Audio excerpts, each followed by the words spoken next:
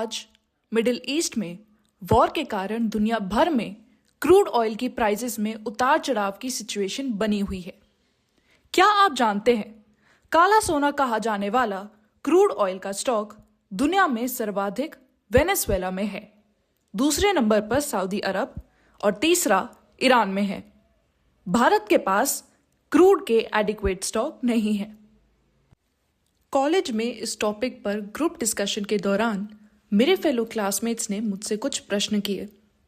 मेरे क्लासमेट ने पूछा, रेवा, ये क्रूड ऑयल क्या है और ये किस काम आता है?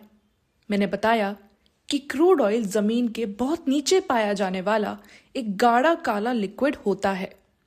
This is a good source of energy.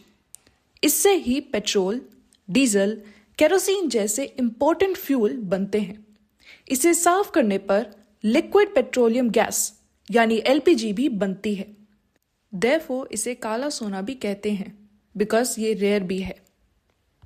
यह सब सुनकर मेरे क्लासमेट ने पूछा, ये कैसे बनता है? मैंने बताया कि मिलियंस ऑफ ईयर्स तक जमीन के नीचे दबे remains of plants and marine organism से ये तैयार होता है। फिर मेरे क्लासमेट ने पूछा, तो मतलब पेट्रोल और डीजल जमीन से सीधे नहीं निकलते? मैंने बताया नहीं, पेट्रोल और डीजल जमीन से इस फॉर्म में नहीं निकलते हैं। ये तो क्रूड ऑयल का ही एक प्रोडक्ट है। सोच विचार करते हुए माय क्लासमेट आस्क्ड, तो हम घर के बगीचे में गड्ढा खोदकर ऑयल निकाल सकते हैं? मैंने बताया नहीं, इसे हम इतनी इजीली नहीं निकाल सकते। इसे निकालने के लिए बहुत गहरे कुएं खोदने पड़ते हैं। इन्हें तेल के कुएं कहा जाता है। ये भी जरूरी नहीं है कि हर जगह क्रूड ऑयल के स्टॉक हमें मिल ही जाएं। पहले जमीन का सर्वे किया जाता है कि जमीन के नीचे क्रूड ऑयल के स्टॉक की पॉसिबिलिटी है या नहीं। फिर मेरे क्लासमेट ने पूछा, खबरें चल रही हैं कि एक बैरल क्रूड की कीमत बढ़ी। ये बैरल क्या है?